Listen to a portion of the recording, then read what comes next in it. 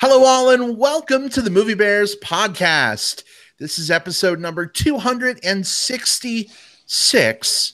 Wow, that is a lot of episodes, you guys. Sure I cannot believe we've been at it for so many episodes. Look at it this way, guys. At least if we all die, we'll live on in perpetuity through the magic of YouTube and iTunes and Stitcher. If this were a Black Mirror episode, there is enough recorded content of me and you and saying all of the different things that we say regularly that they could stitch together another virtual version of us so we could literally live on forever. You know, they could probably turn us into holograms podcasting about movies for the rest of eternity.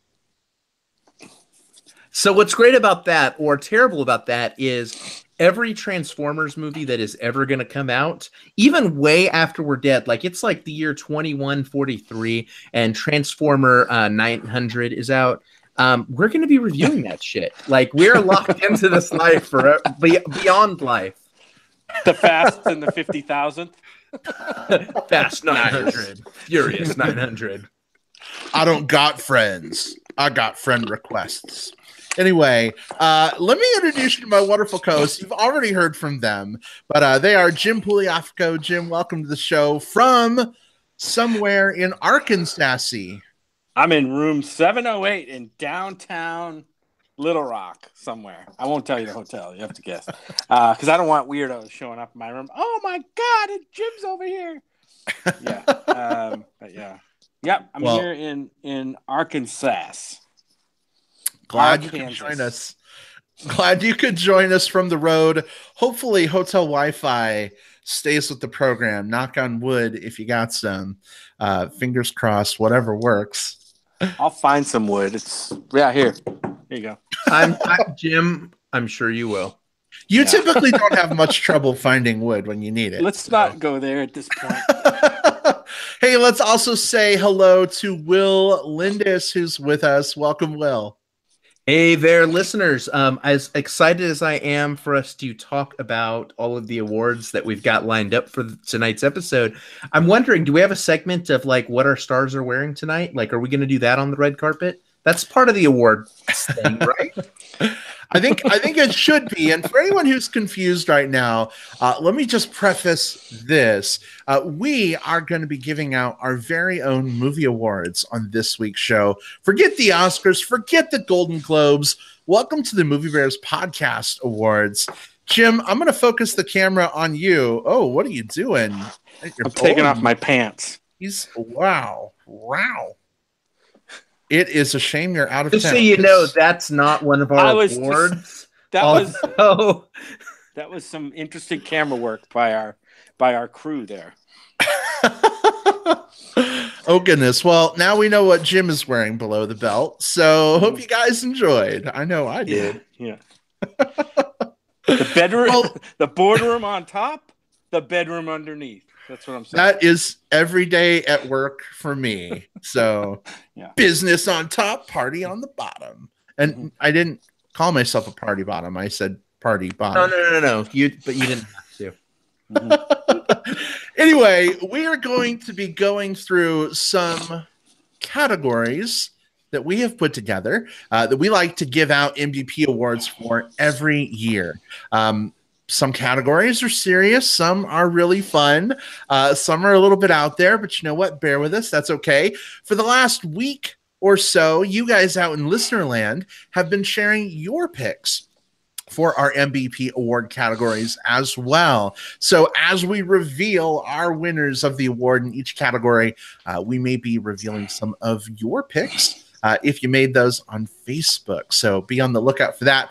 Also want to give a giant shout out. Man, we've got a ton of people hanging out with us in chat right now. Guys, maybe this later slot works better for people. I don't know. We've got like 12 people right now on with us in the live chat. Big hello to William Riley, Bobby Miller, Steve Sosa, Ragnar Byronson, Sammy W. So many people in the chat. We're glad to have you guys with us. be sure to share some of your picks in the chat if you haven't shared them on Facebook as we go through the categories, and we may share some of your picks as well. We can't always keep up with the chat. It goes a mile a minute sometimes, but we love seeing you guys interact. So definitely jump in, be part of that discussion. If you're listening on digital tape delay through the magic of iTunes, Stitcher Radio, or our website, you can still be part of the discussion. Just find us on Facebook, look for Movie Bears Podcast, and just look for the thread where everyone's sharing your picks or their picks, and you can share your picks, and we'd love to hear them. But guys, I have created... Just don't share your private picks. No, wait, hold on. You can share those Jim. privately. Like, Jim, that was probably the hastiest comment anyone's ever made on this show. Share your private picks. Just drop them in our DM. That's right. Yeah, in the DM. Yeah. Send a direct message on Facebook with your private picks, but please don't share them on the Facebook thread. William Riley says, by the way, Brad, loving the nascent beard. First of all, William, you get major kudos, vocabulary points for the word nascent. And B, thank you for the compliment. I appreciate it. It's something new I'm trying out. I'm still a little on the fence about it, but I appreciate the compliment. Thank you. The best thing about facial hair is that grow it out. If you don't like it, it takes like 5 minutes to fix and get rid of. So it's like it's a great gamble that like doesn't have a lot of like long-term risk. This is very true. I have a very nice trimmer. I can 2 seconds, gone. But everyone says you should grow it out for a month, see what it looks like, then decide. So that's what I'm doing. For 95% of you who are listening on iTunes, you can't see a damn thing on my face right now. So you may not, necessarily be with that particular program. But several years ago, Brad, this was I'm going to try this for a month and see what happens beard. And it just stayed. So maybe you'll be a new inductee into the Perma Beard Club. Maybe we'll start giving out a best beard award in our superlatives going forward.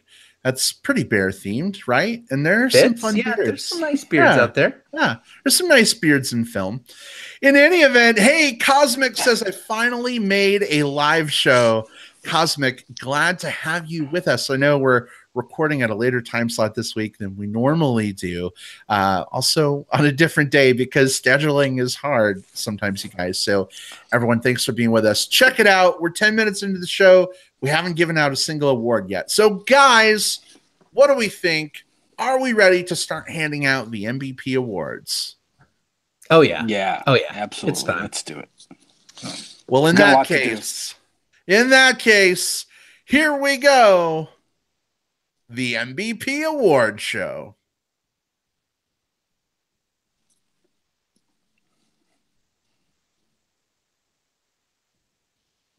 For those of you listening live, no, I did not just freeze on your live stream. That's us leaving some silence for Jim, our incredible audio engineer, to go in when we do the audio version of the show. Jim, I assume you can find some kind of fun royalty-free fanfare theme we can use. If anybody has a favorite royalty-free fanfare theme that they could recommend, I'd be glad to pursue it and give you credit on the next show if you can come up with one that we use. Ragnar Byronson says, we needed an epic music drop in that moment. Haha. So Ragnar, go back and listen to the show on iTunes or Stitcher in a few days, and you can hear whatever epicness Jim selected. Ragnar sounds like somebody who would come up with an epic music drop in his Icelandic heavy metal band, like Ragnar and the Reykjavik Rebels or something. It's a lot of alliteration there. Yeah. But if you've got one, if you've got a suggestion, drop it in the notes or in chat. We'll definitely pursue it. All right. And I think that with that, it might be time for us to dive into our very first category. I know Brad's reconnecting to his audio, so I'm just going to step in here. So our first topic, our first award is going to be the biggest shocker. Now, this is the movie that shouldn't have been good and yet somehow was. And Jim's holding up the shocker hands. Oh, God. No, you're doing like the rock hands. Like that? No. That's what it is, Jim. I shouldn't have corrected him because I moved him from doing the harmless thing into the gross thing. Guys, now I'm totally thinking about the Sarlacc pit from Return of the Jedi. I am too. I feel like guys, this was it. 266. This was a good run. Sorry, guys. So yeah, biggest shocker, the movie that shouldn't have been good, but somehow was. Yes. All right. Well, let's get to some choices. Jim, what film did you give this award to? All right. I'm gonna go with what I thought was there's been some really nice surprises this year, right? God, and you guys will probably come up with some. So I'm not going to mention any ones that I thought were nice surprises, but didn't quite get my award for the biggest shocker movie. The one that I thought was going to be pretty bad and ended up being quite enjoyable. This was Happy Death Day. Kind of an easy choice in this category, I think, for me. It's one of those goofy teen slasher horror movies that came out. It's kind of a cross between, one of those teen slasher movies and Groundhog Day, I guess, if you would. We reviewed this one on the show this year, too. And I think we all were very pleased with the movie in general. So, yeah, Happy Death Day. If you guys haven't seen this one, I don't know. I should have done more research, and I apologize. It's probably available now on VOD at this point. If you've never caught up with Happy Death Day and you want a fun movie night, watching some VOD on your high def TV or your computer screen or your iPad, however you watch movies, check out Happy Death Day. It was a fun one for me. Happy Death Day. All right. Well, Happy Death Day. You have just won your very first award from the Movie Rares podcast. Congratulations. We'll have to see if as you win. Ragnar's theme plays on. Oh, goodness. Will, how about you? Who does your award go to? Yeah, so when I think about this category, I think about the film that should have been a complete train wreck and that I had kind of written off going into it, and yet, hey, somehow it ended up being way better than that. And my pick for this is this movie called The Lure. The premise to this is the only Polish horror musical about man-eating mermaids out there. It's the only movie that fits that category. And because it's so broad, it has so many things. It's a musical. It's a horror musical. It's about real life, like not, CGI or animated, like mermaids eating people. All of those things together should not have worked. And yet this ended up being one of the most refreshing films of the year. The music is a lot of fun. Granted, it's in Polish. So you'll have to be kind of open to seeing a foreign language film, but, the direction is so great. The leads do a lot of amazing work. And once you kind of get a vibe for where this film is going, it goes to some pretty cool places. I don't want to give away what those places are, but it's called The Lure, Lure, and it is available for streaming, I believe, through Amazon Video. Like you can rent it for like $4. So it's if you're looking for something kind of fun and adventurous to try, you should definitely try this one. It sounds like something that would be a total hit as a midnight cult kind of movie if it ever caught on, like a musical. Well, the fact that it's Polish, I don't know, that might. I assume it's that's alienating. Yeah. I suppose it's subtitled. That might rule it out right there. But like a musical, horror, slasher, it's got some of the elements, but maybe the foreign film kind of discounts it. I don't know. Well, maybe those elements lure some people in. Mm-hmm. That works. Anyway, that works, yeah. Well, good pick for me. My MBP award for the biggest shocker, Jim. Not to copy you, but it went to Happy Death Day. And listeners, we should tell you, our picks are surprises for each other. We did not share them ahead of the show. So we are finding out in real time what we all picked. So, Jim, it's kind of fun that even though, you're 2,000 miles away right now and we haven't talked about any of this together, we picked the same film. Happy Death Day, I gotta tell you, the trailer for that film annoyed the fucking shit out of me. The weekend when it came out, though, there really wasn't anything else out to see. Halloween was coming up. We're like, let's go see a horror movie. It can't be that bad. Although we said that before about I, Frankenstein, and I don't even want to go there. I really ended up enjoying this movie a lot. I thought it was going to be awful. I thought it was going to rehash so many other time loop movies that have come before it. But this movie did some fun and inventive things with the mechanics that it uses around sort of reliving the same day over and over again. It's like Groundhog's Day meets Halloween. You know what I mean? You've got a slasher killer, and it really worked for me. So Happy Death Day. Congratulations. You've already racked up 2 MBP Awards.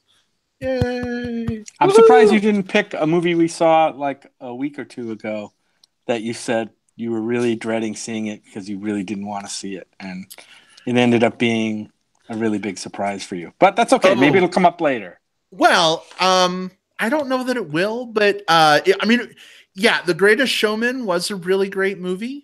I mean, it definitely surprised me, but I actually looked forward to Happy Death Day less than The Greatest Showman based on the trailer. Yeah. Believe it or not. So that's why the award had to go to Happy Death Day.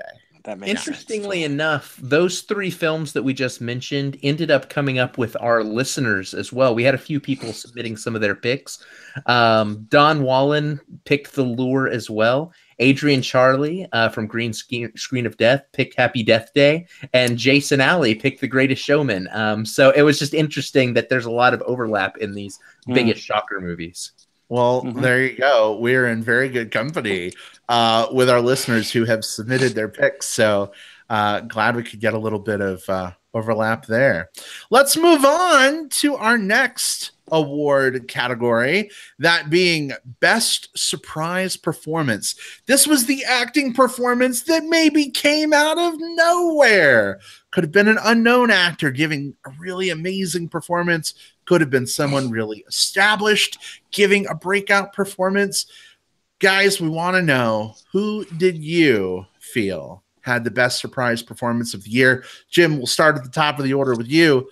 Who was your pick? Oh, boy. Yeah, I could go either way on this. I was debating how to approach this category because, like you said, Brad, it could be somebody who, came out of absolutely nowhere to, knock my socks off in a performance. And I think that's kind of more within the spirit of this category. But then there's also, these performances, actors that you don't typically expect a lot out of who just, knock you out with a performance that's kind of far and away from what they normally do.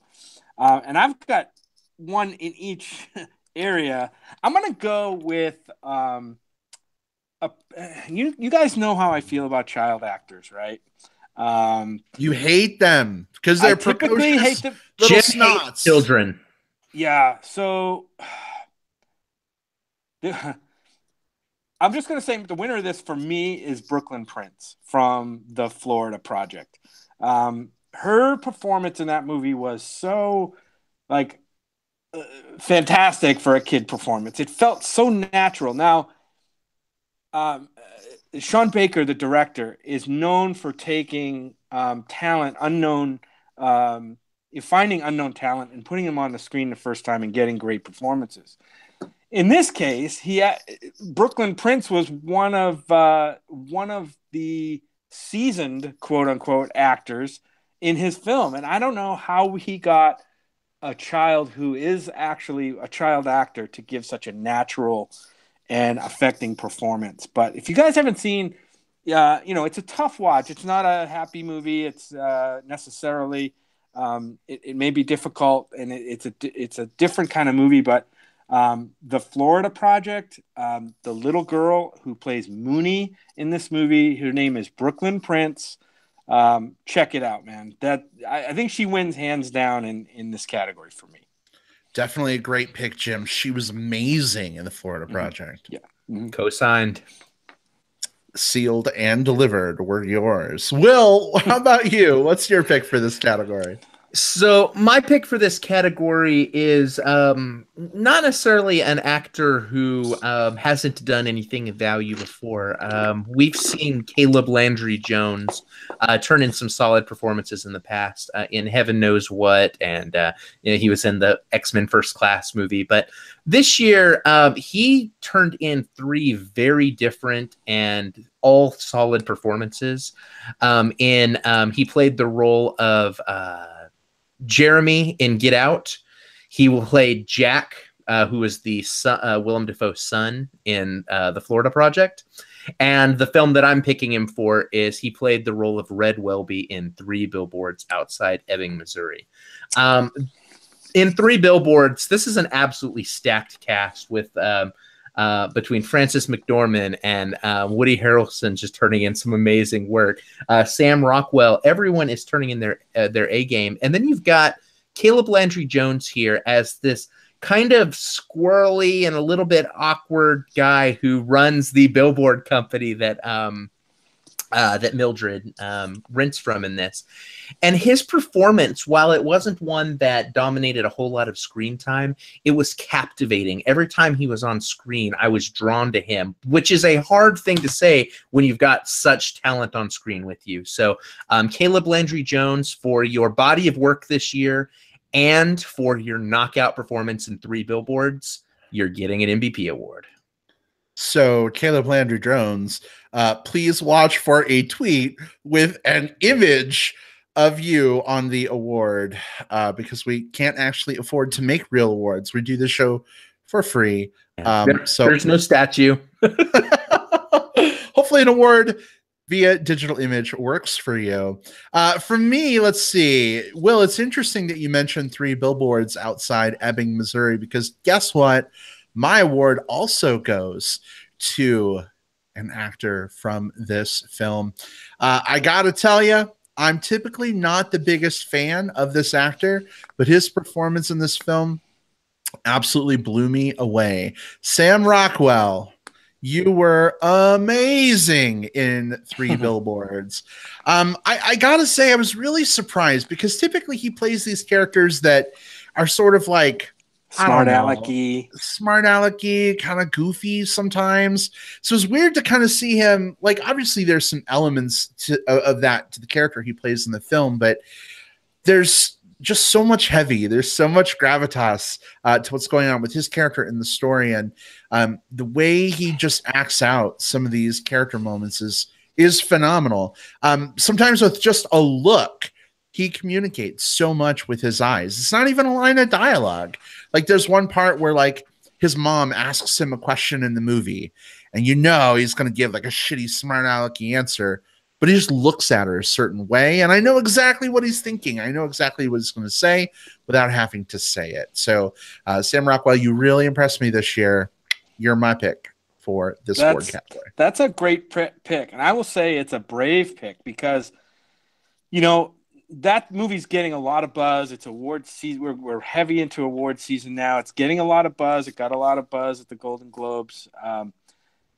But the one knock that I've seen against it out there in social media is centered mostly around his character, and what people perceived as a nice little redemption of the character by movie's end. And I think it depends on how you view what really happens with that character.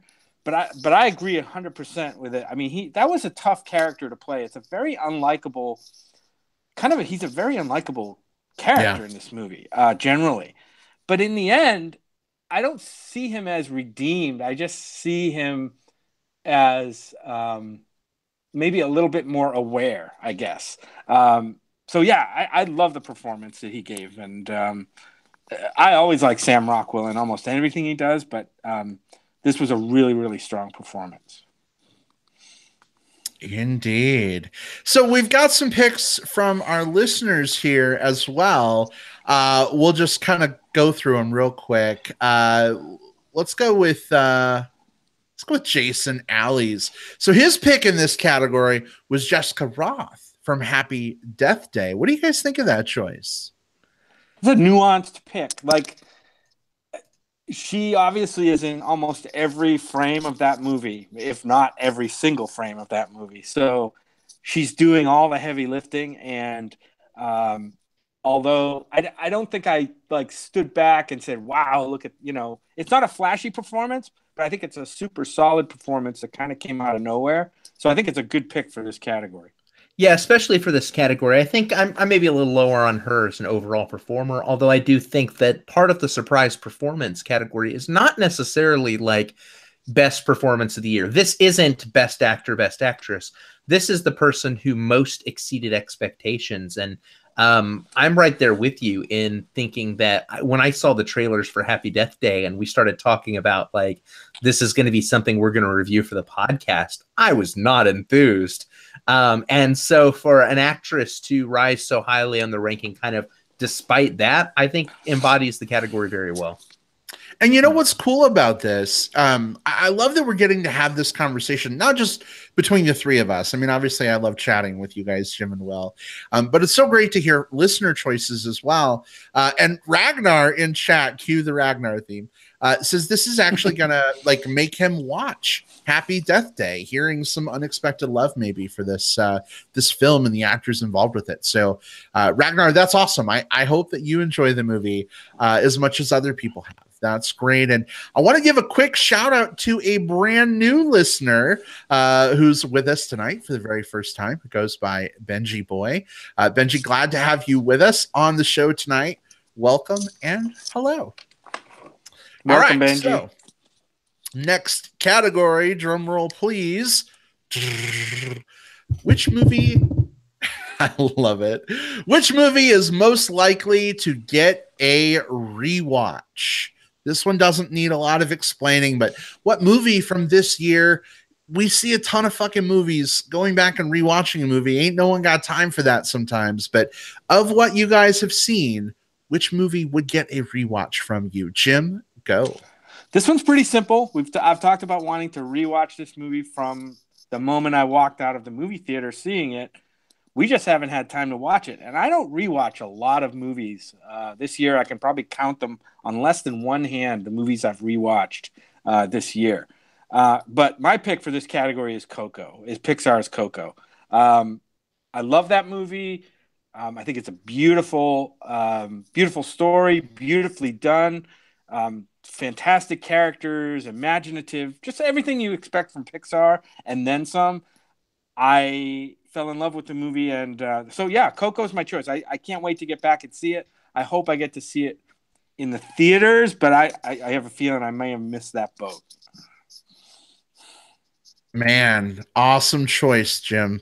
That movie is incredible on so many levels. We may see it show up once or twice in our MBP Awards this year. We'll have to see how things turn out. Pixar always wins. Well, I mean, with good reason. Like, when I hear like most likely to get a rewatch, I'm thinking like, man, Jim really wants to cry again, because that movie was so emotionally powerful. I don't fault you that pick at all. It's a cool movie. Indeed. Hey, I'm not afraid of my emotions. All right, Will, how about you? What was your pick? Yeah, so when I think about the category most likely to get a rewatch, that's not always the best film of the year, but it's always, for me, the one that I had the most fun at the theater with, the one that I just enjoyed the experience of the most. And for me, hands down, it's Star Wars: The Last Jedi.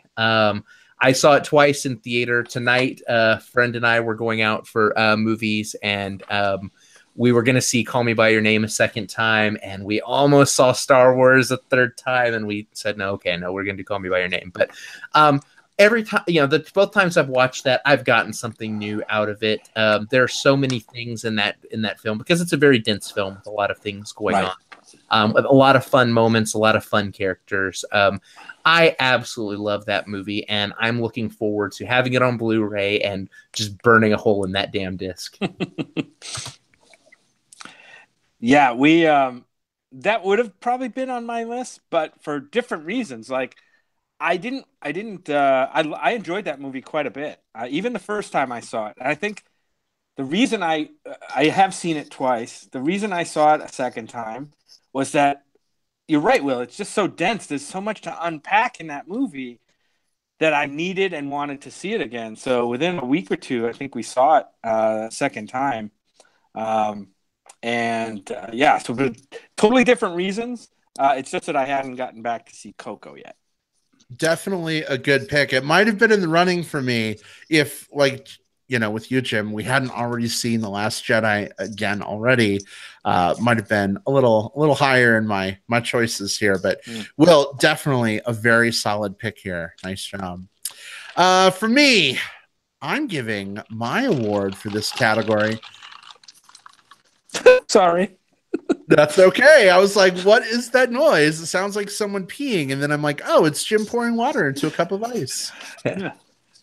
So Brad's pick is that water sports video he found on Xtube. I may have seen one earlier. Anyway, my award actually goes to a film that unfortunately not enough people have seen.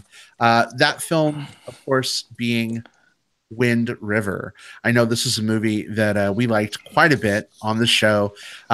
It's, you know, basically the story of a young woman who, I don't want to give spoilers away, but you know, she disappears, her body is found. There's a mystery to try and figure out what happened. Elizabeth Olsen and Jeremy Renner are in this film, as well as Graham Greene, who I love, Gil Birmingham.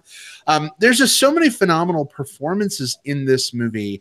And I think it also does a lot to sort of raise awareness against violence against women, but also things that are happening with the First Nation people, and, you know, some very unfortunate realities there. So I think this is it's a phenomenal film.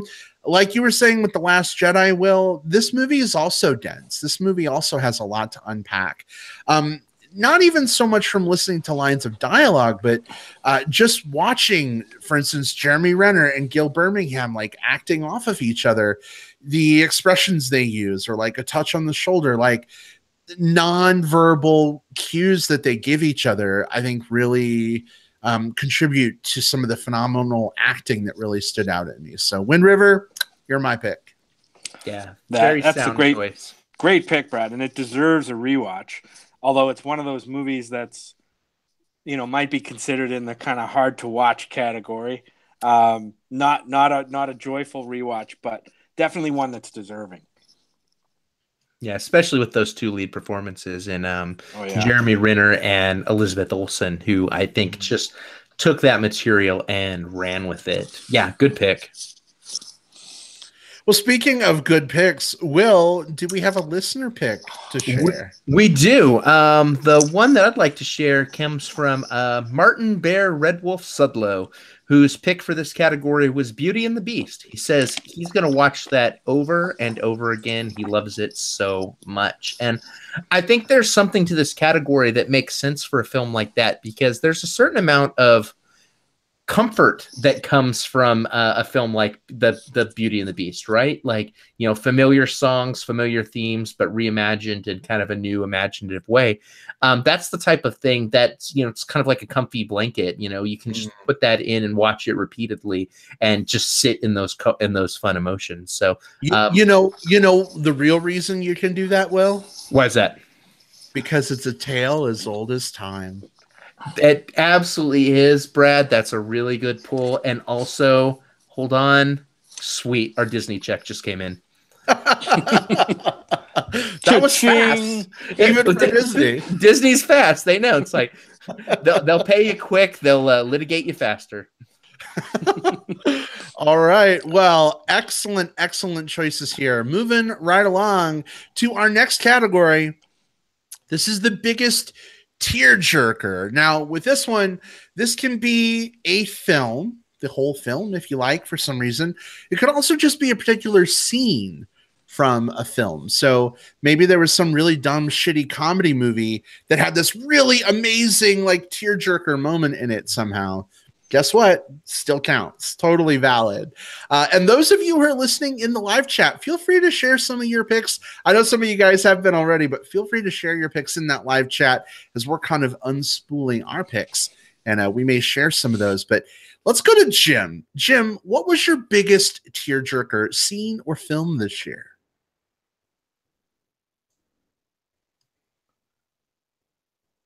I think Jim's Frozen. Not Olaf's Frozen Adventure. I think he's actually Frozen. I think you may be right. Let's give him a second to see if he comes back. The joys of doing it live, ladies and gentlemen. All right. I am going to focus the camera on Jim. You can't see the thumbnail. He's got this like Wilford Brimley, like mustache stuck out look on his face. Like, yeah, it's just like, it's almost looks like an exasperated look. Like he captured his face right as the moment he was about to freeze. Just like, oh, fuck. I'm back. Hey, he's back. Welcome back. It was the second time I've been dumped, and it came right as you were going to go to me. Oh, that's all right. So, babe, what was your biggest tearjerker scene or movie? I'm gonna take a left turn on you guys. You guys probably would. I normally would say Coco here because this is the movie I cried in the most, I'm sure. But I'm gonna pick another one. This is A Ghost Story, and it is it's a really melancholy, deep thinking, and I hate that term. Story about sorrow, regret, and mourning and loss. The whole movie is just one big sad fest, really, to be honest. But there were some really, really poignant moments in this movie, and I don't want to spoil anything, but I will just say that there's a scene in here that has to do with a neighbor. That's all I'm going to say. That just like knocked me out. So I'm going to say A Ghost Story. This is writer-director David Lowery, who actually directed last year's Pete's Dragon and a couple other movies that I really liked. This one has Casey Affleck and Rooney Mara in it. It's really a two-hander. It's a movie that he kind of made like on the side as he was making Pete's Dragon, and decided to just do this on a really low budget and put it out. Really successful. I love this little movie because it focuses on one feeling and really gets it across, and it was really sad. All right. Well, I haven't seen it yet. It's definitely on my list. I'll be looking out for The Neighbor now, Jim. So hopefully it just hit me. It's just the way it hit me. And for some people, it may be a moment that passes and they're like, that was interesting. But it's weird how movies hit me, like moments in movies can hit me like that. And this one did that. That's awesome. All right. Excellent. Will, how about you? What was your pick? Jim, that was a pretty decent pick. But I'm going to take a really sharp left turn here, and I'm going to pick A Ghost Story. No, we picked the same film.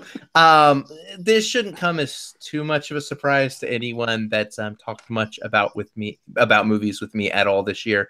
A Ghost Story is one of my favorite, if not my favorite, film of the year, and it's because of just how emotionally deep this film is. It's 90 minutes long. I did a rewatch of it the other night, and I had to pause because it fucking broke my face 5 times in that 90 minutes. 5 times I had to pause. And I say that as someone who does not, like, most of the time, like when I tear up in movies, it's like the little, like, kind of misty or maybe like the single stoic tear thing, especially, and while the whole movie is incredibly resonant, it focuses on loss and grief so powerfully. There's a scene that involves pie. And it shouldn't be an emotionally wrecking scene involving pie. And yet this one scene here represents someone at their absolute lowest moment in a way that it feels so familiar for anyone that's ever dealt with loss. I won't go into the details of why, but A Ghost Story is such a beautifully, powerfully emotional movie, and it will bring tears to your eyes. It did to me, at least. Wow. I'm a bachelor this week while my husband is out of town, and I have lots of time on my hands. So maybe I need to fill some of that time seeing this movie if you both picked it, because I'm a sucker for tearjerkers. Like, for me, if a movie can make me like Octavia Spencer, like ugly cry, like that for me is awesome. So I'm definitely looking forward to checking this one out. I want to catch up with a couple things going on in the live chat right now. One, Steve Sosa says his pick was Yondu telling Star-Lord, anyone can be your father, boy, but he wasn't your daddy. And yeah, that was great. Oh man, that destroyed me. It's hard to take that line with the same level of emotion when you're wearing exactly that hat, Brad. I think Daddy comes off a little bit different when you're wearing a leather cap. Oh well, hey, I suppose it kind of does. Speaking of sexiness, Jim, I know you're on your iPad, so you're probably not seeing the live chat. I don't know if you can, but our listeners notice that you took your pants off earlier. They're asking you to very please undo that top button for them. Would you be willing? The top button is actually unbuttoned, but I'll do one more. How's that? Well, that's what they meant. The top button. Up. Now you got to do one more, Jim. All right, I'll do there one you go. more. It's sort of like we're like the easiest Patreon ever. It's like, like tier 1, Jim unbuttons a button. Tier 1, just say please. Yeah. Jim, show us that hairy chest. Just pop it open a little bit. It's not that hairy. So hot. I know I'm biased, but hold on. I've got to rework my pick for hottest on screen moment real quick. When we wait till we get to that, you guys aren't going to like my pick. But oh boy. All right. Well, hey, let's see. My pick for this moment. You guys kind of alluded to it, but I'm going to give a musical clue. Remember me. Coco. Coco was my biggest tearjerker. Specifically, spoilers for Coco. If you haven't seen the movie yet, you really need to. B, I'll try not to really spoil it. There's a scene at the end where the Miguel character sings a song with his grandma, and that's where I will leave it. But because you'll start crying. I will. I totally it's going to be like, again, Octavia Spencer ugly cry. It's just such a beautifully poignant moment, and of course, the music, which is so exceptional, only adds to that. But also, the animation. Animation is a fun medium. We tend to associate animation with like kids' movies and stuff. But seriously, if you watch the facial expressions on Miguel and his grandmother during this song, there's a part where his grandma just makes this old woman smile that just lights up like the sun in my heart while also making me bawl my eyes out. So I feel really weird and conflicted in that moment. But there's joy and sorrow. So it's very bittersweet. And I'm not alone in that thinking. Jason, Allie, and Adrian Charlie both picked Coco here as well. Jason said pretty much all of Coco, but Adrian said that finale wrecked him too. He needed oxygen after that. So Adrian, Charlie, I feel ya. Jason, I feel ya. I know. Guys, you had a great pick here as well. So glad, did Jason and Adrian kind of help me balance out Ghost Story toward Coco? Or are we on an even keel? What do you think, guys? Yeah, I think so. I mean, I told you right up front, Coco is the movie I cried at the most this year. And it wasn't just the quote unquote sad parts of this movie, because the movie wasn't trying to be, I don't think, specifically sad. We're going to take this character and we're going to kill it off and make you cry. No. It was done much more beautifully than that. And to its point, there's a moment in the movie that doesn't even, at the beginning of the movie, that doesn't even revolve around death or loss or anything. It's just this beautiful little moment of the kid playing his guitar that started me on my downward spiral toward a puddle, and that was the power of the beauty of this movie. So I cried not just at the sadness, but at the beauty of the movie. And so it would have been my pick, but I took that left turn on you. Yeah, I think it's a very fine pick. I didn't have the volume. Like, if we were comparing buckets of tears cried, like, it didn't fill as much of my bucket as a Ghost Story, but it was probably number 2 or number 3 of the year for me. That's powerful. And I think and one of the things I think is so neat about both of these movies is they deal with the similar topic from that same sort of like bittersweet perspective. I think that's pretty powerful. I think loss is something that we all have to deal with at some point in our lives. Connecting to those who went before us is hard, but it's also important and it's poignant. And Coco captures that so beautifully. Yes, indeed, it does. Let's get off the sad stuff. I'm going to start crying. Seriously. Well, tears definitely have their place. Speaking of crying, though, I gotta tell you, we're getting some reports in the live chat, Jim, that some people have not been able to see you for some reason. Your video isn't showing up for them I'm in sorry. the feed. So not sure what's going on there. I'll tell you what. I could jump off and back on again if you want. Brad, can you pin Jim to the... I was just gonna say I may have taken a screenshot since we know listeners were able to see me. So let me go ahead and I'm just going to share that right now because listeners, this is how much we love you. There's Jim in all his glory, buttons undone, just for you guys with that hairy chest. Look at how the wires... Giving the vertical shocker. I got the vertical shocker going. Look at how the wires of his headphones disappear into that furry forest. There you go, listeners. We'll never find the end of those headsets again. They're lost. They're lost in Jim Chester land. So William in the chat says, hot as fuck. And Ragnar says, damn. And Steve says, swoon. Thank you, guys. Thank you. This is like, can I kind of want to turn all the things that you just said into one of those speak and say things, Like the William says, hot as fuck. The Steve says, swoon. The Bobby says, yummy. A bear see and say. I love it. Love it. That's awesome. We totally need to make that happen. That would be fantastic. All right, well, let's move on to our next category here. Next is the best hell yeah moment. A moment in a film that just made you go, fuck, that was amazing. America, fuck yeah. So America. Fuck yeah. So, Jim, let's start with you. What was your best hell yeah moment? This was the one that came to me the easiest.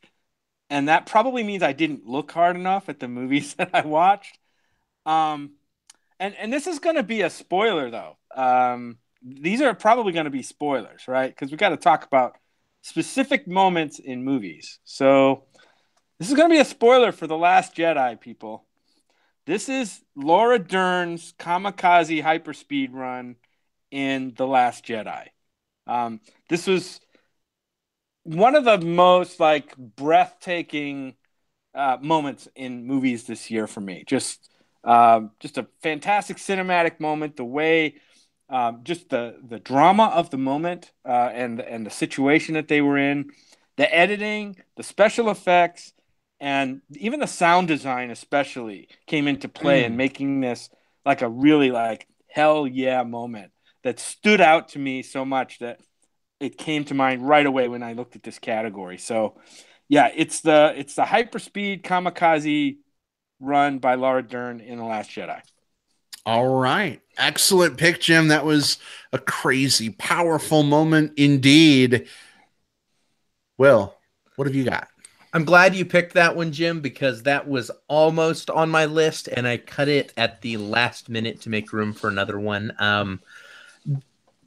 Earlier in the year, a movie that we haven't talked about yet in this episode, although I think we were all pretty positive on it, Wonder Woman came out. And there is a sequence right in the middle-ish of this movie. It's the infamous No Man's Land scene where Wonder Woman shows up on the battlefront. No man can cross this. And she says, I am no man. And she goes off and she kicks some ass.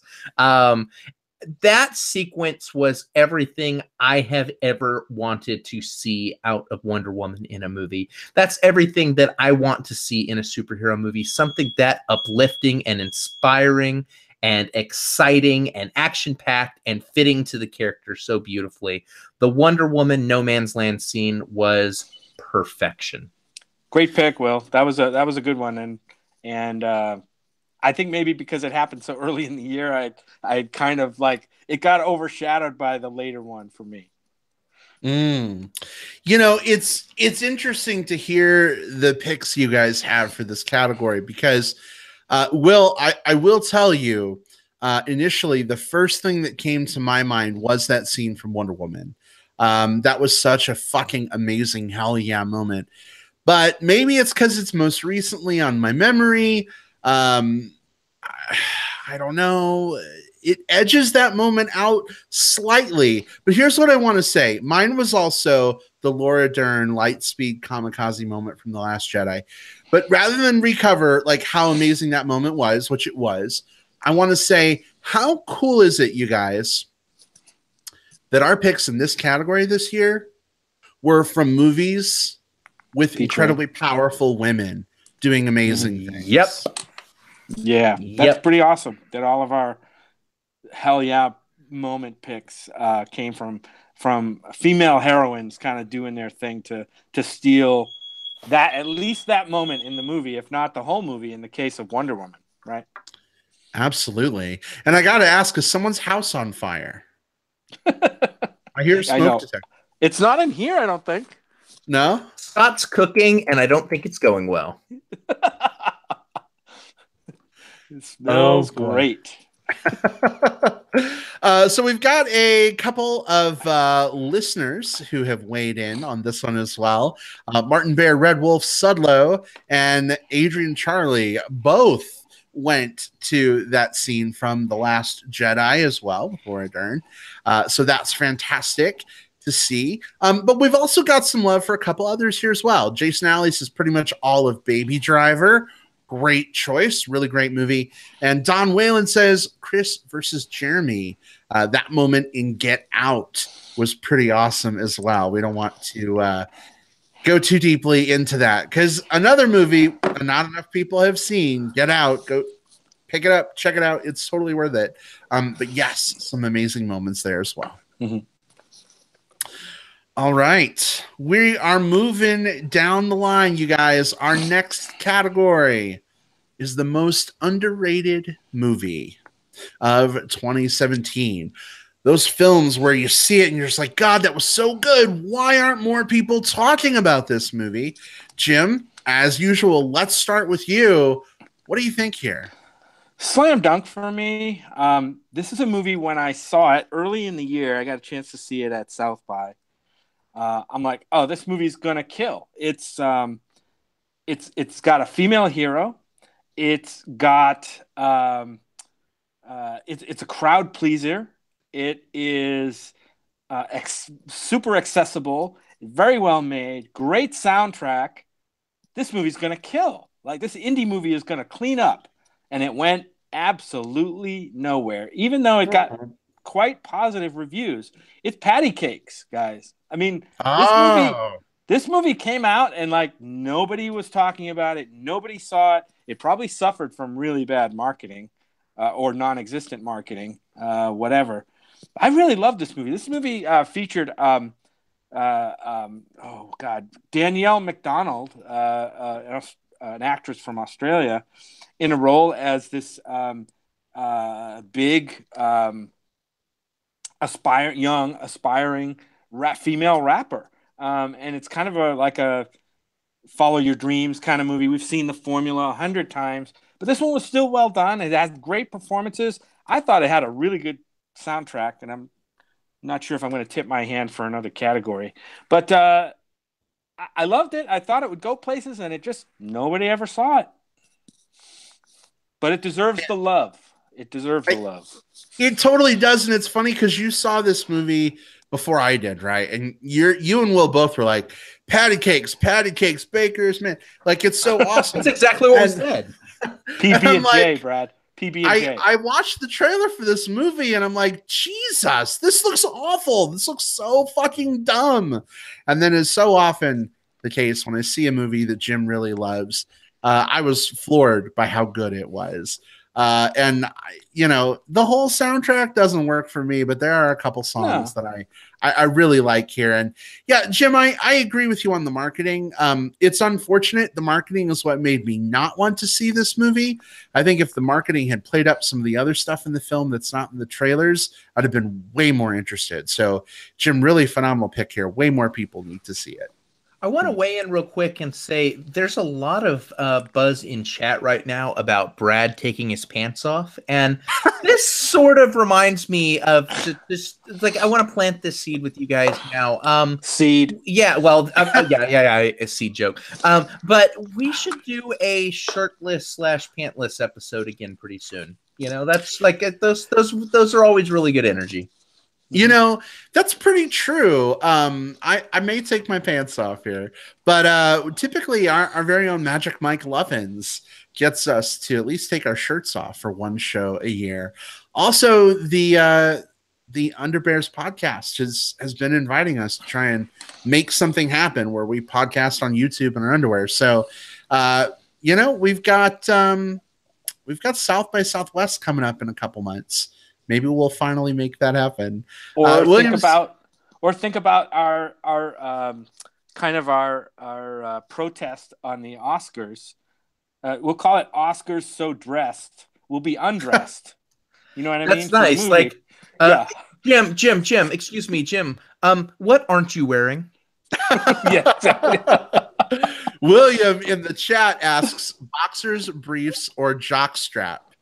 Jim, what are you wearing right now?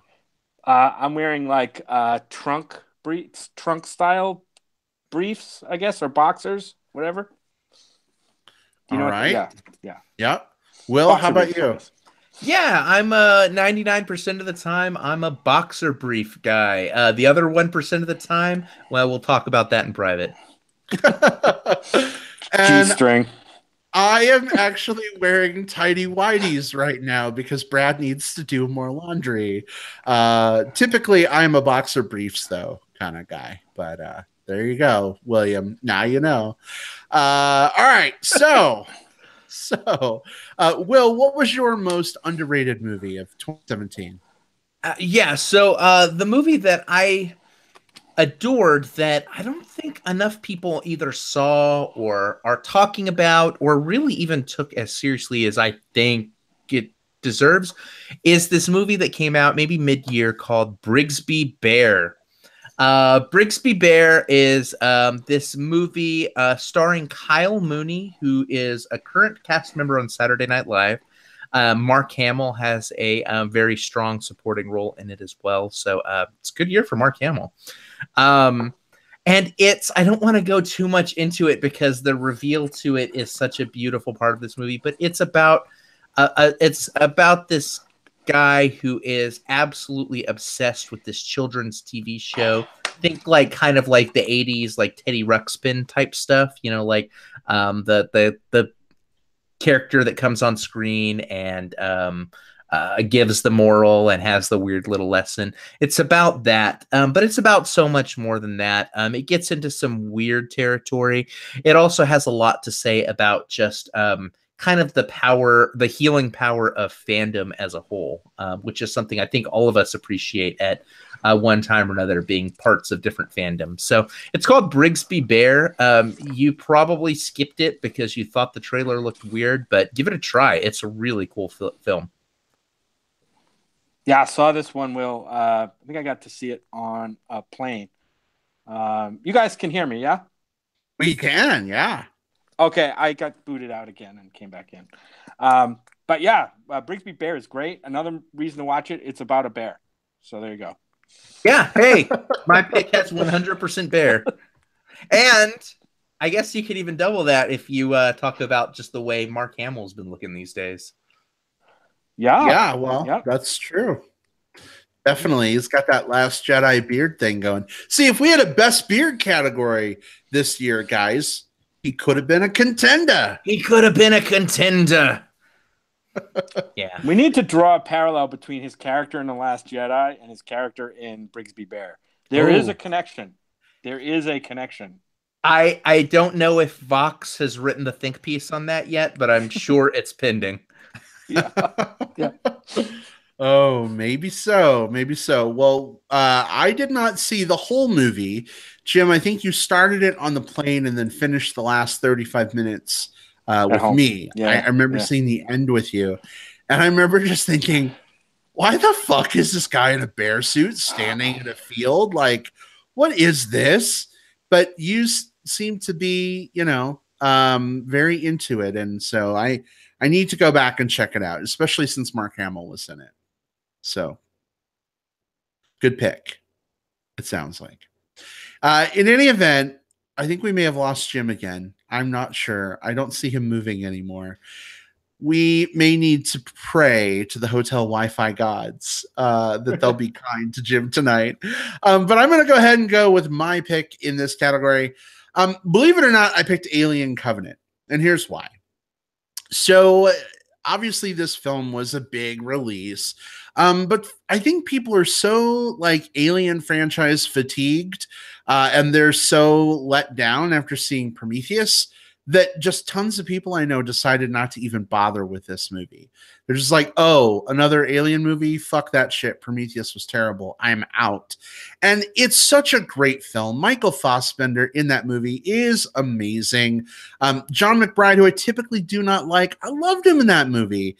And I think all of you out there in listener land who, maybe understandably were like, Prometheus sucked, I'm done, give it another chance. If you're looking for a movie that kind of calls back to the horror of the original and some of the fun action from the sequel to the original, Alien Covenant really blends both of those together, I feel. So there's my pick.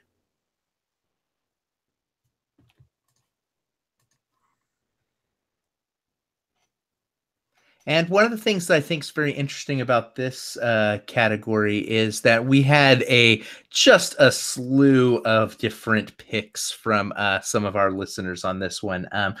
I think Martin agrees with you on Alien Covenant, but one of the really inspired choices that I'd like to highlight is listener Don Wallen picked Rift, which is a movie that I think is on next to nobody's radar. It's this Icelandic slow burn LGBTQ horror thriller movie. Think very like super slow burn Hitchcock type thing.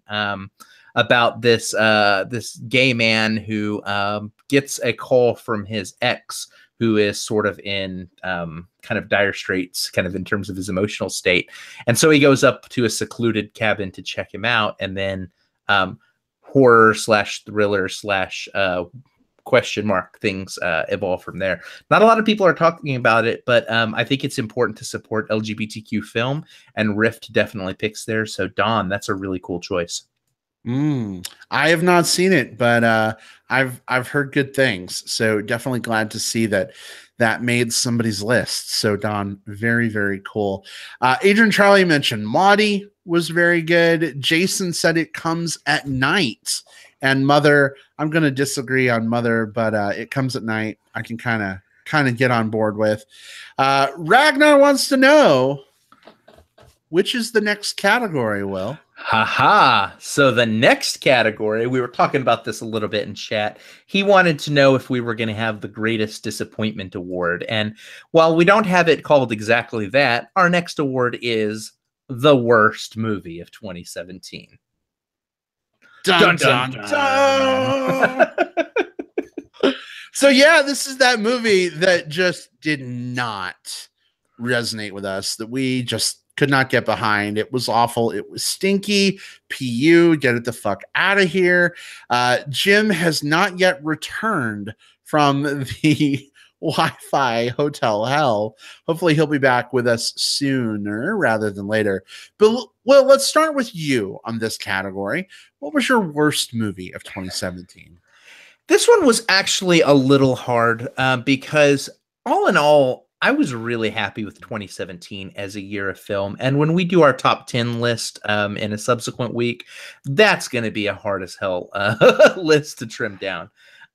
There were a few films that came close to this category, including the one that Ragnar listed as his greatest disappointment, Justice League. But for me, the movie that just absolutely stunk up the place the most was The Snowman. This is a film that would also qualify for that greatest disappointment because it has a lot of decent things going for it. It's directed by Thomas Alfredson, who gave us the Let the Right One In movie. And it stars Michael Fassbender as a kind of a detective, a hard-boiled detective who's investigating a bunch of snow-themed murders. That's right up my alley. Plus, with the supporting cast, including Rebecca Ferguson and Charlotte Gainsborough and J.K. Simmons, like, I should have been all over this film. But this film, they did not shoot most of the script, and they tried to fix it in editing. There's some really bad things featuring Val Kilmer where they obviously didn't get the performance out of him that they needed, so they voice dubbed over himself. There are a lot of things that just come across as super sloppy, unprofessional, and unfinished about this movie. While there were probably movies that as a whole I maybe enjoyed less, just the fact that this movie was so incomplete, and I paid a full price ticket for an incomplete movie. It's sort of a slap in the face. So The Snowman was my worst movie of 2017. Will, is that kind of like when you pay full price for a Star Wars game, but only get 1/10 of the game and then have to pay extra money to get the rest of the game? So what you're telling me is that there is DLC for The Snowman where I can see the rest of that movie. The problem is, by that logic, I would have to pay more to see more of this fucking movie. And I don't know if I'm down with that. Brought to you by EA Movie Studios. Will paid for The Snowman and didn't even get a snow cone. I didn't even. I wanted to play as Darth Vader in The Snowman, and they wouldn't let me. Not even if you bought loot boxes. Sorry, Will. That's coming soon to the Video Game Bears podcast. How we feel about Battlefront 2. There we go. Well, Jim, welcome back. Let's go to you, sweetheart. What was your worst movie of 2017? Oh, man. There were only two movies that I didn't put it this way. I didn't walk out of any movies this year, so that's good. I seldom walk out of movies, though. But there were two movies that I was tempted to walk out of this year. Both of them we saw at South by Southwest. Which was kind of amazing. I'm gonna pick one because this one probably won't piss off as many people, but I want to pick Song to Song, the Terrence Malick movie that we saw at South by Southwest. I think it was the opening night movie, if I'm not mistaken. That's the first thing we saw at that festival. We were really excited about it because it was like shot the previous year in Austin around South by. And we knew we'd see some Austin in it. It's Terrence Malick, right? So it's going to be at least like visually captivating, right? And we saw this movie, and it was the biggest, like, pretentious, steaming pile of like stream of consciousness, like nothing burger. Like there was nothing in this movie that made much sense, and that's fine for some movies if there's something else to grasp onto, but in this one it wasn't, and it was overly long, and this was hands down the worst movie of the year, period. Maybe it would have been better if you'd watched it while you were bong to bong. Yeah, might have been. I don't usually partake with bongs, but at least I would have slept through this, which I wish I could have. Oh, goodness. I know there's some differing feelings on that movie, even within this podcast. Really? No, not for me. Not for me. This was, for me, Song to Song was my worst movie of the year until I saw The Snowman. Like, it's been sitting at the bottom of the list until The Snowman was like, Hey guys, I've come to the party as well. Well, what I meant was I know we've got a couple of listeners who were huge fans of Song to Song that are with us right now in the live chat. So I imagine they're probably sitting back like angrily steepling their fingers right now, just hearing that. But I'm not afraid to call. Jim's not afraid to call me baby. Jim's out. Hopefully he'll be back here shortly. But yeah, Song to Song wasn't that great for me either. I want to catch up with the live chat here a little bit. A couple of surprises in the live chat. William Riley says his pick in this category was Star Wars The Last Jedi for the worst movie of 2017. That is a pretty bold and divisive choice, William Riley. I don't agree with it in total, but I agree with you in small parts of the film that didn't work. I don't think he's going to be super happy when we do our top 10 next week, at least for my list. Probably not. Who are you talking about? William Riley, love in our heart, bless his heart, said that Star Wars The Last Jedi was the worst film of 2017. Yeah. I knew someone would pick that film. That film's been very polarizing, as we know. And yeah, there are some strong feelings both ways on that movie. And that's why we watch movies, right? So, and that's why we have the show, so we can all talk about movies. I mean, sometimes you see a movie and you have a really negative reaction and you want to talk to people about it, or you have a positive reaction and you want to talk about it. And that's why we're here. Or you have a positive reaction, but express some constructive criticisms, and everyone tackles you and tells you you're an angry fanboy that should die of AIDS. Yes, exactly. Yeah. You know, hey, it happens. There's that too. But listen, William Riley, seriously, love in our heart. I know we kind of disagree with that statement, but thank you for sharing that choice. We had a couple others. Ragnar mentioned Justice League.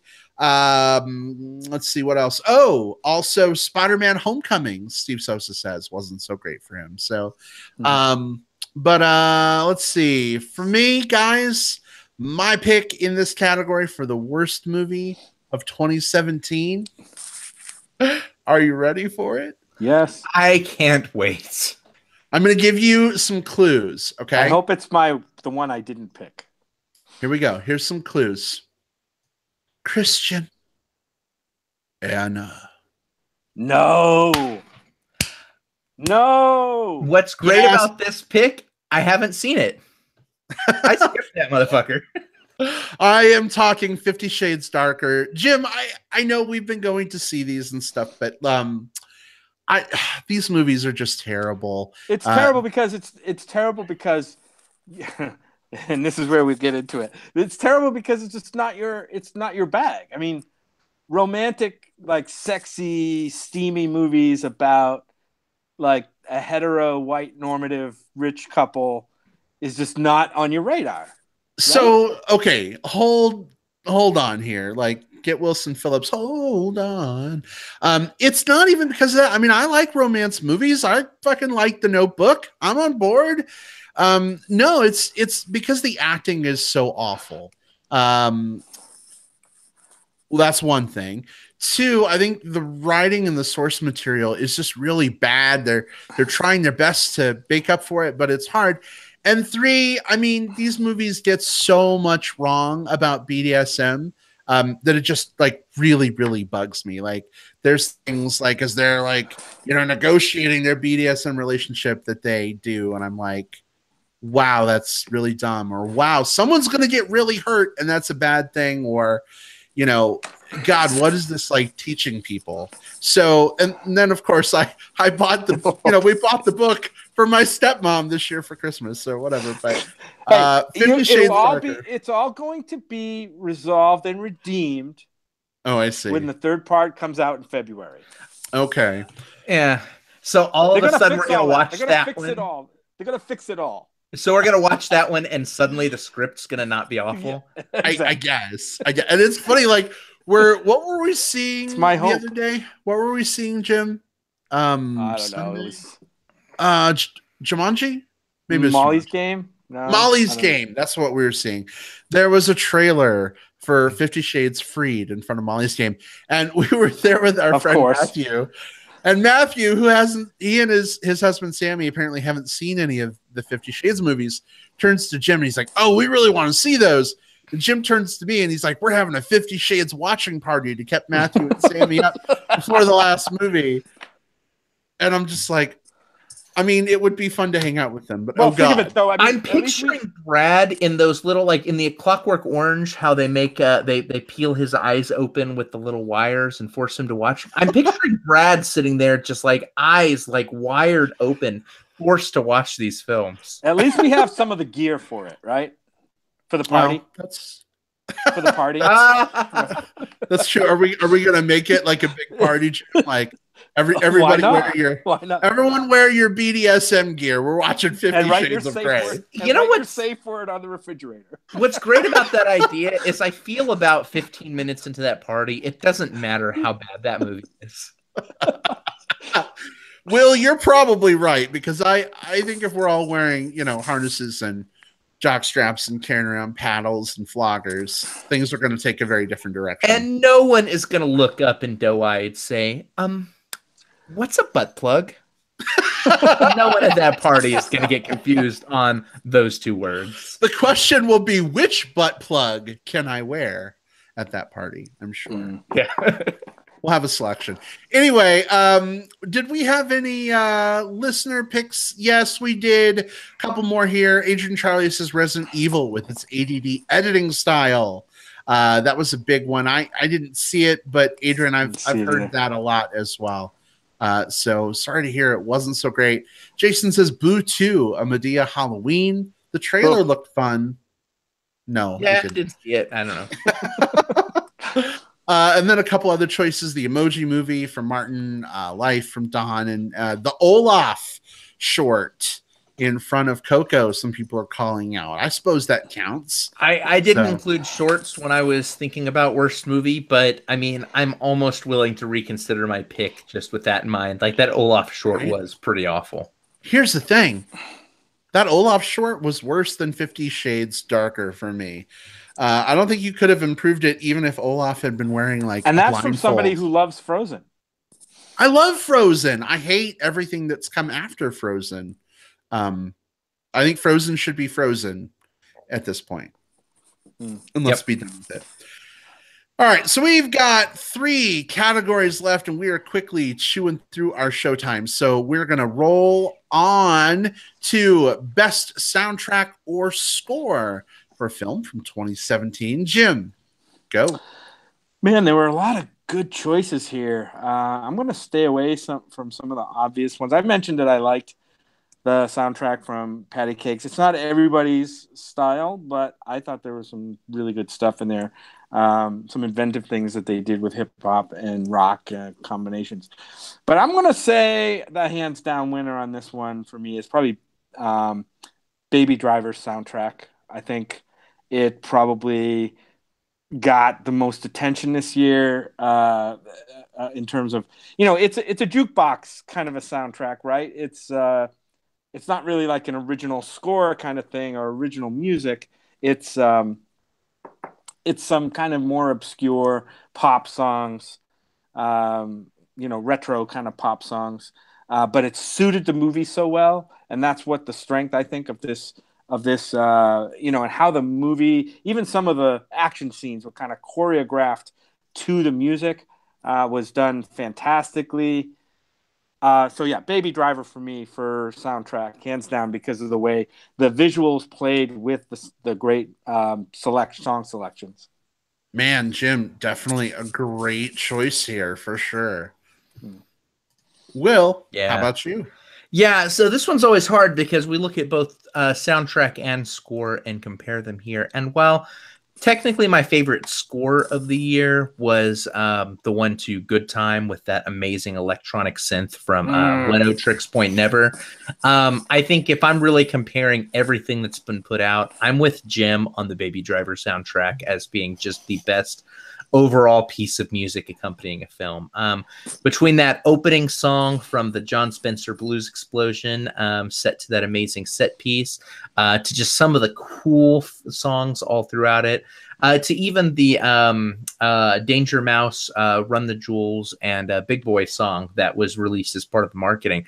There is so much. Just this film absolutely drips cool. It drips just like musical talent all the way through its soundtrack. And hey, for a movie that is set to a guy wearing his iPhone earbuds the entire time as he's doing a bunch of action stunts, you got to have a cool soundtrack, and this one does it. So yeah, Baby Driver soundtrack, it's badass. All right, 2 picks for Baby Driver. Are we going to have our first three-peat in this category? Let me just say this. Sorry to disappoint, but I actually went with Lady Bird in this category for its use of a much beloved Dave Matthews song, Crash Into Me. Just fucking kidding. No, I didn't. Guys, but I would have supported that pick. Not thanks, Will. So here's the thing. I did love the soundtrack from Coco. Coco was amazing. Coco had some amazing songs. Coco, you almost got this award from me, but I gotta tell you guys, we have our first three-peat. The soundtrack from Baby Driver is fucking phenomenal. And Jim, I want to focus on one piece that you said about how sort of the music matches up with some of the actions going on screen. I hope this isn't too much of a spoiler, but like this character is like his body is in sync with like the music that he's playing. He relies on like, rhythm in the music. So there's this one point where like they're about to go do this thing, and like he starts his song and someone starts talking, and then he has to restart his song over again. And I'm like, fuck, that's me every time a motherfucker starts talking during a Game of Thrones episode when we watch at our house. I have to like rewind it. So that really resonated with me. The opening credit sequence in that movie, Baby Driver, is probably the best of the year. Like when he's and this isn't really a spoiler, but I think he's just going to get coffee or something at the beginning of the movie, and it's well choreographed. He's kind of like dancing down the street to this tune, and there's visual cues that match up to the music, like in really cool ways. Yeah. So yeah, just so much to love about this soundtrack. And Will, your second choice, I know, Brad, you didn't see this movie. The Safdie Brothers, Good Time. That pulsating soundtrack in that movie was fantastic. Yeah, it's something spectacular, that that Good Time soundtrack. Like you can just listen to it track by track or as a whole piece, whether thinking about the movie or in isolation. Granted, it's not full of lyrics, but it's good, just like driving music. Also, a few kind of honorable mentions there. I do want to also mention that Edgar Wright worked really closely with James Gunn when he did the Guardians of the Galaxy Volume 2 soundtrack. Because the two of them both knew their films were coming out at the same time and could conceivably have overlap. So the two of them actually compared notes to make sure they weren't including the same song. So I think that's super cool. We also had some cool picks from some of our listeners. Of course, Jason Alley says Baby Driver, easy. We have Don Wallen says Blade Runner 2049, the score to that.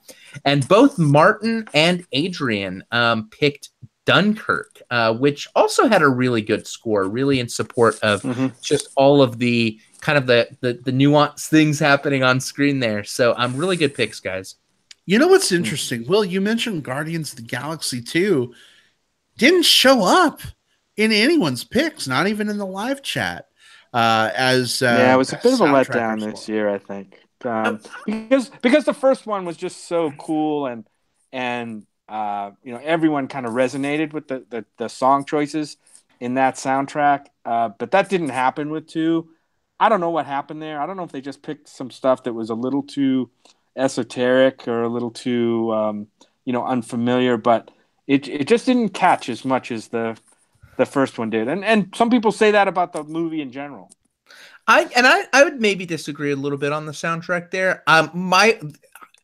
I think that another year this would have been an easy slam dunk pick for me. I do like the Guardians of the Galaxy soundtrack too.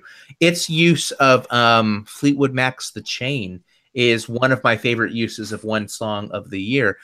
It just so happens this is a year where Baby Driver exists, and when you're up against a film that not only has a good soundtrack, but a soundtrack that is like embedded into like every moment, every second, just deep within the fiber of the movie that it accompanies, I just don't think anything could really stand a chance up against Baby Driver.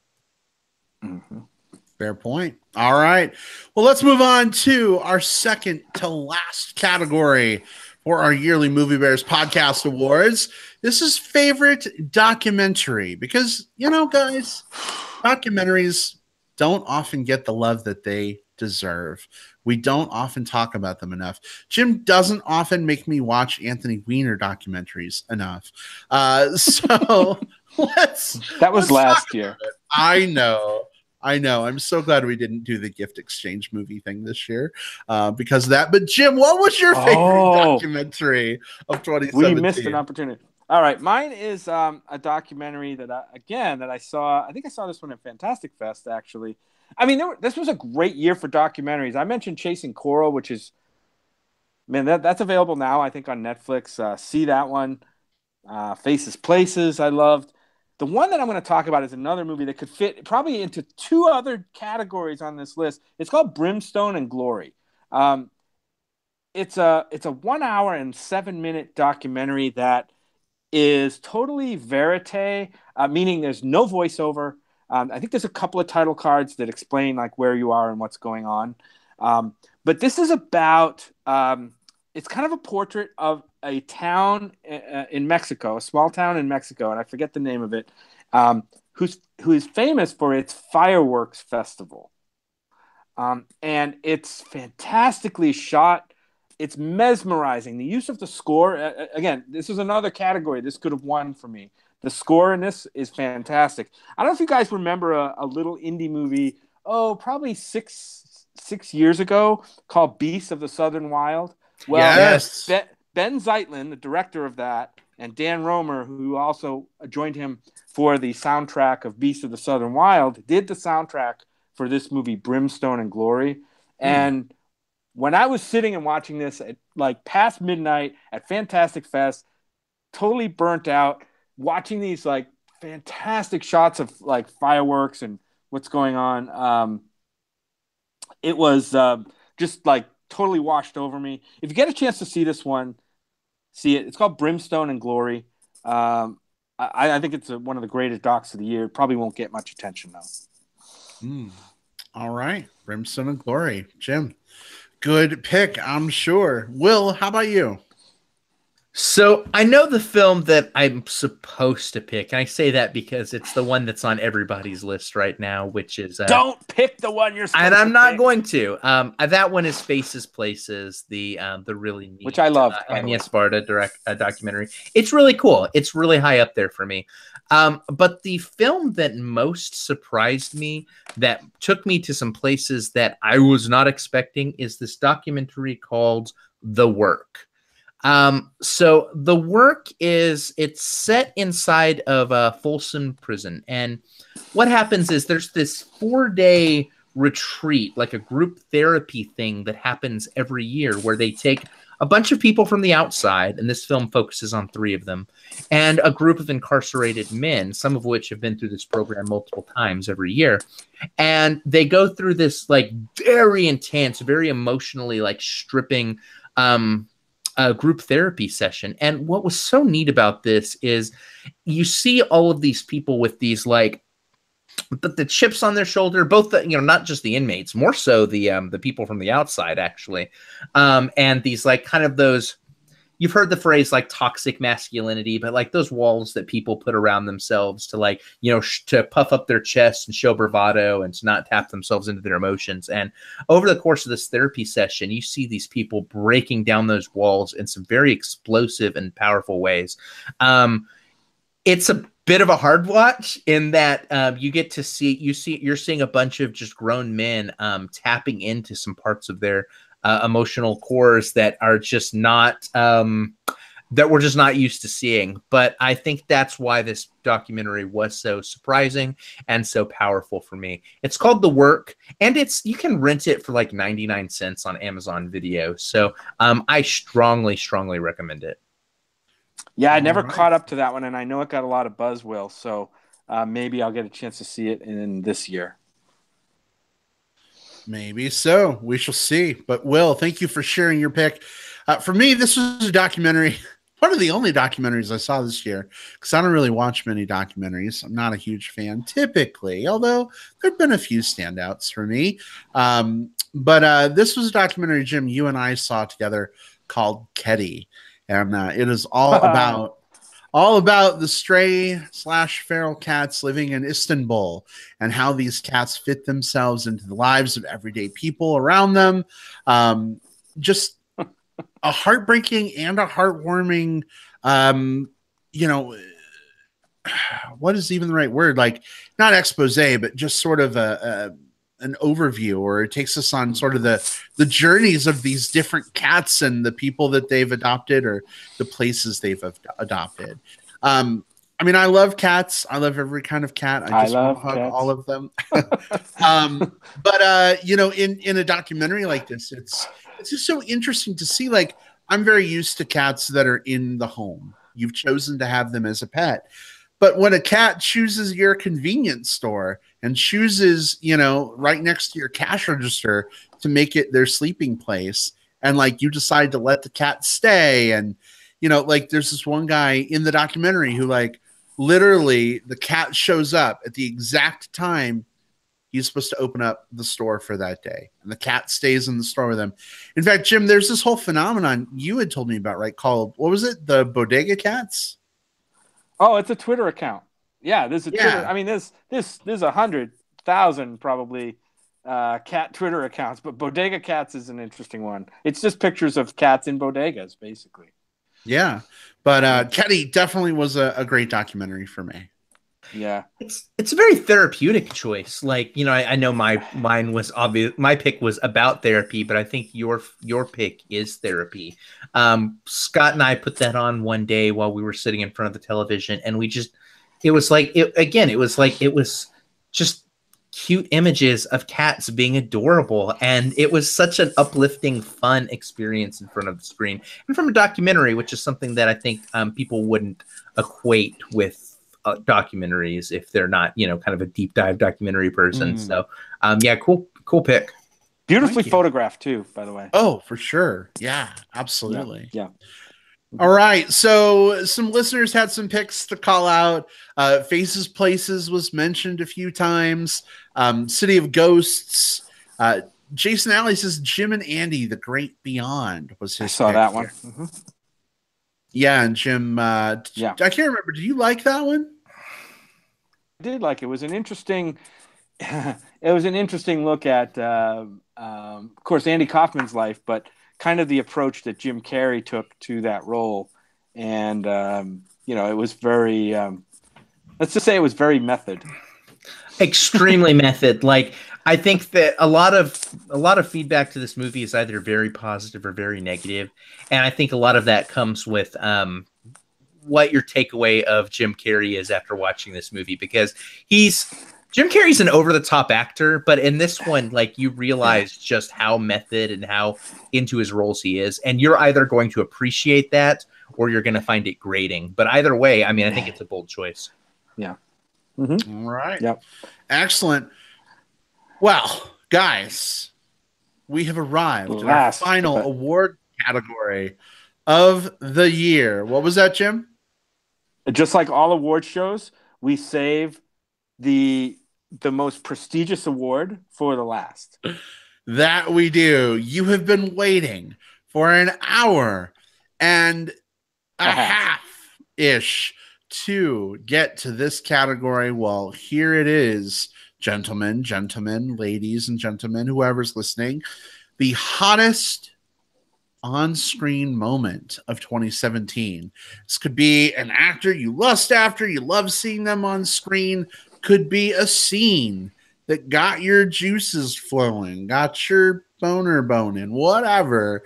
But we would love to hear from you guys. We've got some picks from Facebook. Those of you who are in the live chat, you've got some time right now locking your choices in the chat. Let us know. But Jim, let's go to you on this one first. What was the hottest screen moment for you?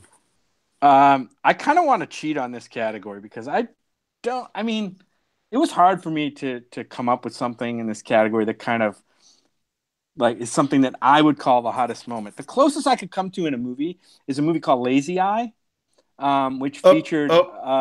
That was last year. That was my pick that last was Brad's year. pick for 2016. What? Yep. All right. Then I'm really going to cheat. I'm going to pick a TV series moment. Do it. Sure. It is, and I think that was this year. It's an Orange is the New Black, the prison guard hostage scene with I don't know the actor's name, but he's in his tighty whities for about 4 episodes, and this was the hottest on-screen series of moments on any screen this year for me. I have to pick that one.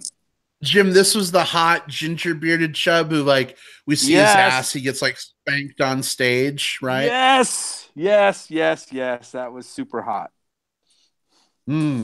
I agree. That was very fucking hot. So, Jim, it is a slight cheat, but you know what?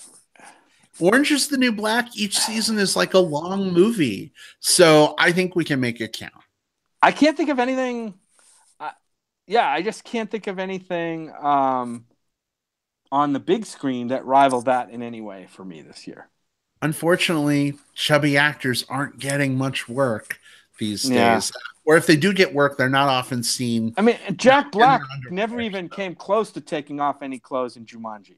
I mean, if you're into the idea of Jack Black like giving mouth-to-mouth resuscitation to Nick Jonas, which I'm in for, it kind of counts, but I'm with you. We needed more skin. Yeah. All right. So Hollywood, take notice. More big boy skin. Okay. Thanks. Bye. Will, what have you got for us? So I think when it comes to hottest screen moment, actor, movie, whatever, I think there's like the explicit, which is like, seeing guys in their underwear, seeing hairy chests, which again, I'm here for. But there's also the implicit, kind of the implied, kind of erotic and sensual nature of things. And that's what I'm picking in a film, a biopic that came out this year called Tom of Finland. Tom of Finland is all about, Tom of Finland, who is an extremely celebrated and influential artist who did a lot of queer art, primarily based around like leather and, kind of like dom sir type stuff, like a lot of that type of stuff. And so this film shows some racy scenes with him, not necessarily like physically explicit, but, definitely erotic.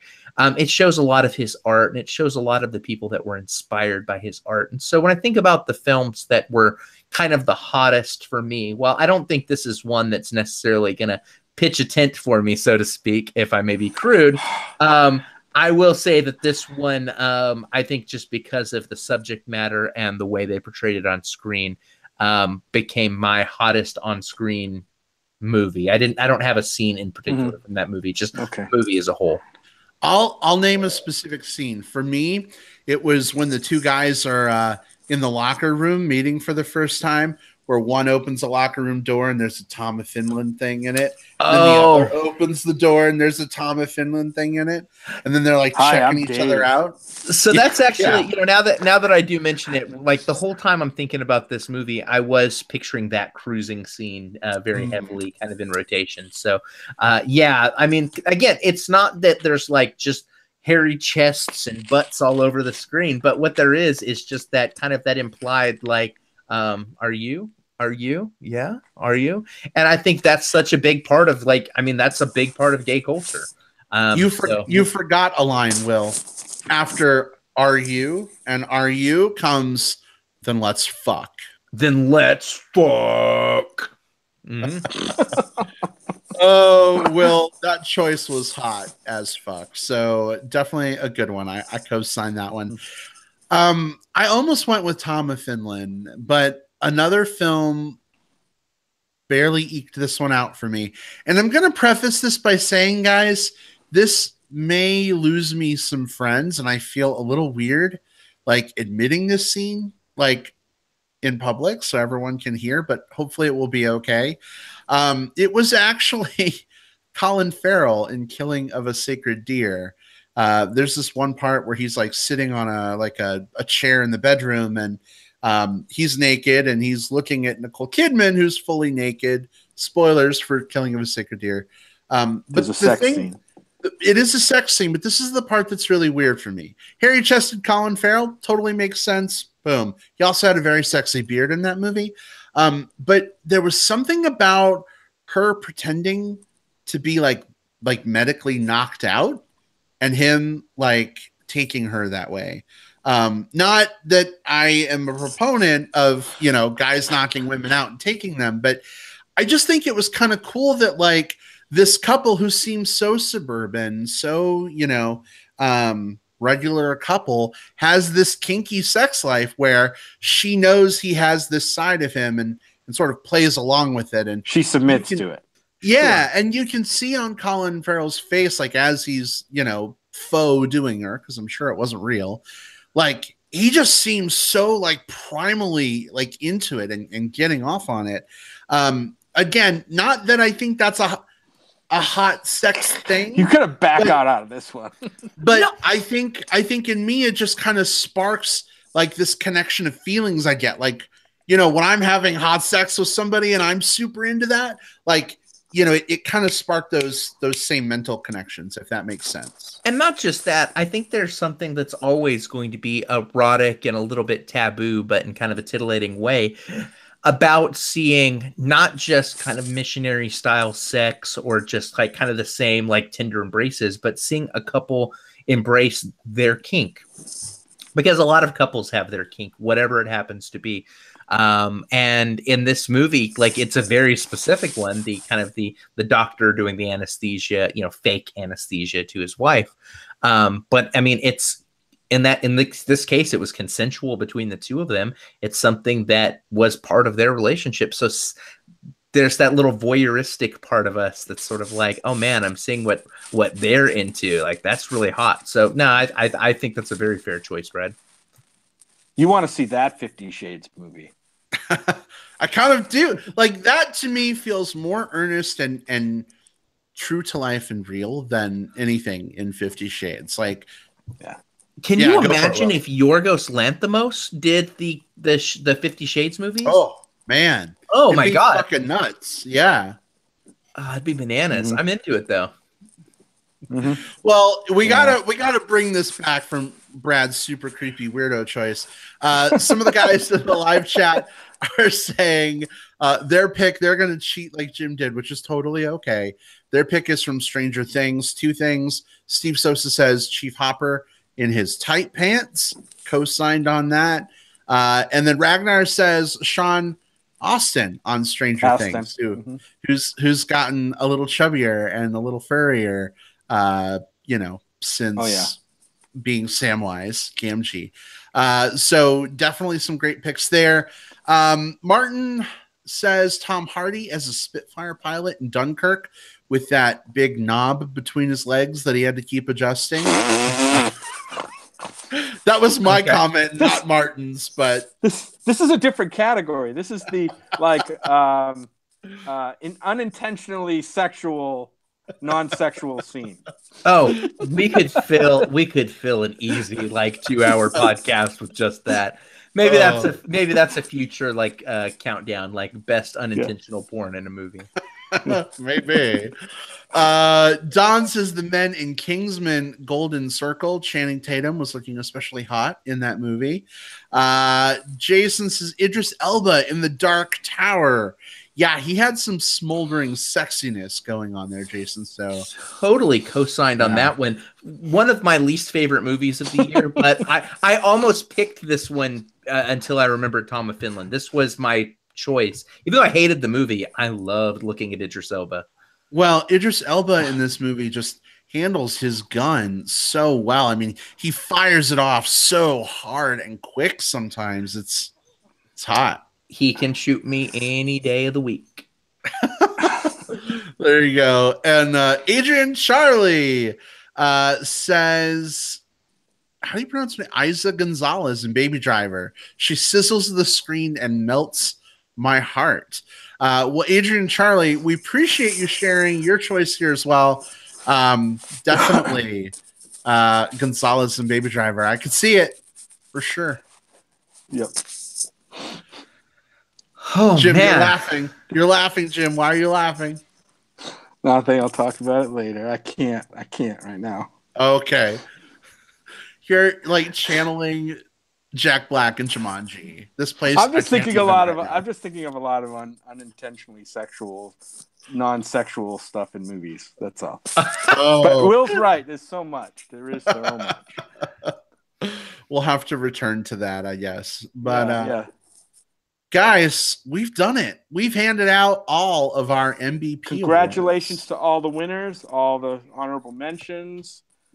Even congratulations to the films that got worst movie, because without you, the other films that we saw this year wouldn't have looked as great.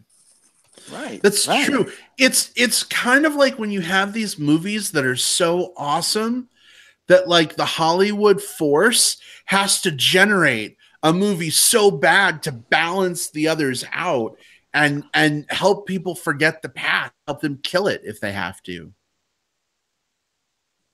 Love it. Love it. Yes, you got your Star Wars quote in, and it was a good one. It's my motto for 2018, and it's very fitting here on this podcast as well. Is it let the past go? Let the past kill it. Die. Or is let it the past die. Let the past die. Kill it if you have to. Kill it. It's not just going to die by itself. You're going to have to you got to help it along. Wrap your hands around the past and just you got to take a lightsaber and stab it right through the center and knock it off. You just put a pillow over the past and just put it to a nice long sleep. Yeah. Indeed. And Jim, I just got your text message. Now I know what you were laughing so hard about. We'll talk about it later. Okay.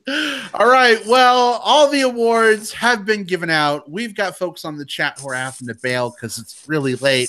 Benji Boy, thanks so much for being with us. Ragnar, glad to have you with us.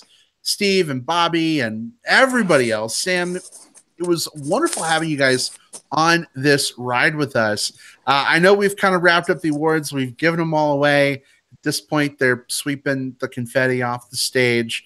But guys, listeners may still want to keep chatting. So, Jim, where can they find you online? Find me on Twitter at JJP Out West, all one word, JJP Out West.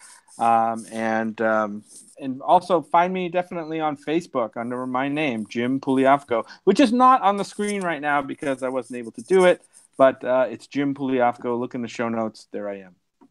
Jim, you got to say your last name and it's like Italian, like Jim Puliafco. Jim Puliafco. Puliafco is Italian as his meatballs and salami bread, which are amazing.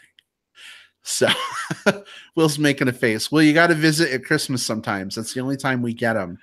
So that's what Jim's salami and meatballs are. Gotcha. Okay. Oh, goodness. Will, where can people find you? Yeah, so you can find me on Twitter at Whatever Cove. I'm on Facebook. Just look for William Lindis. Look for the one with the beard and send me a message first. I tend to not accept invites from people that I haven't interacted with in some way, shape, or form. I'm also on Letterboxd, which is a platform that people use to review and track their movie watching. So just look for me as William Lindis there and give me a follow. All right, excellent. And you can find me on Facebook. Just search for Brad Harris. I'm the one with Chub Chaser friends and bears in common. Apparently, you can also find me as a guy named Luis using my picture on Facebook. Thanks, Luis. Yeah. But thank you to Facebook for shutting Luis's account down, and to all of my friends who let me know and reported him. Much appreciated. You can also find me on Twitter at iBradPro. It's on the screen for you here. You can read it right there. You can also find me on Instagram at MSU Big Guy. So feel free to add me. We will continue the conversation, guys. Jim, I know you're in Arkansas. It's very late there. Will, I know you're in Texas. It's not as late, but still later than here. I think it's the same time. I don't know. No, it's 11:30 here. Yeah, Central. Yeah, I'm Central. Oh, you're Central. Okay, cool. Yeah. So I thought you were Eastern in Arkansas. I'll be Eastern tomorrow. I hate time zones. Yeah. Anyway, guys, it's been so awesome doing this. We'll see y'all next week. We'll figure out what we're doing. We'll let you know. But guys, take it easy. We'll see you later. Goodbye. Goodbye. Bye-bye.